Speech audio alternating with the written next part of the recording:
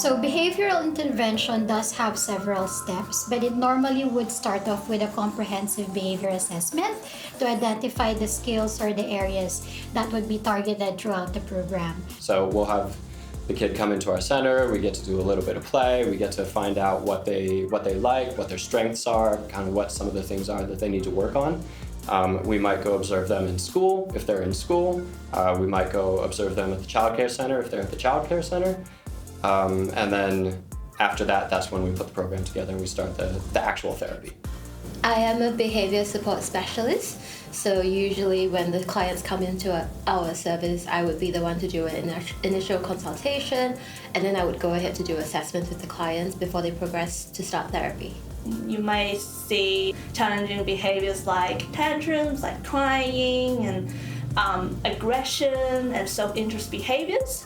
What we often find is it usually happens because they are lacking in communication skills. So what we do is we target to increase those communication skills, and then also we want to be able to increase their quality of life by reducing those barriers to learning.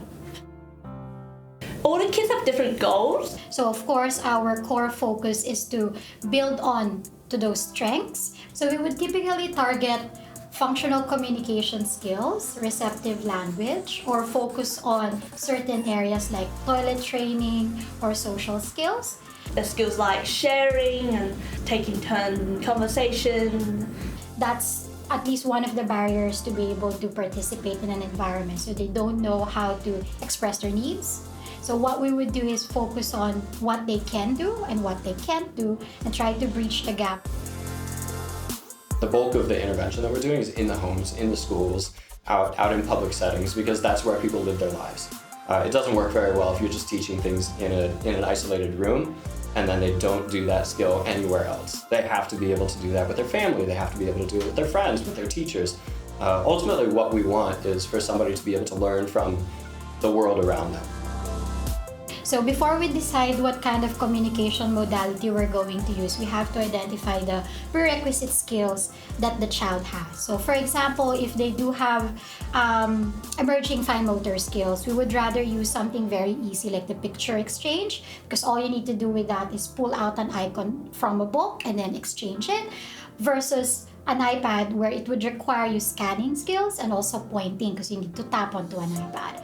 Everything has to be tracked. We have to make sure that we're making decisions based off of how somebody's actually performing.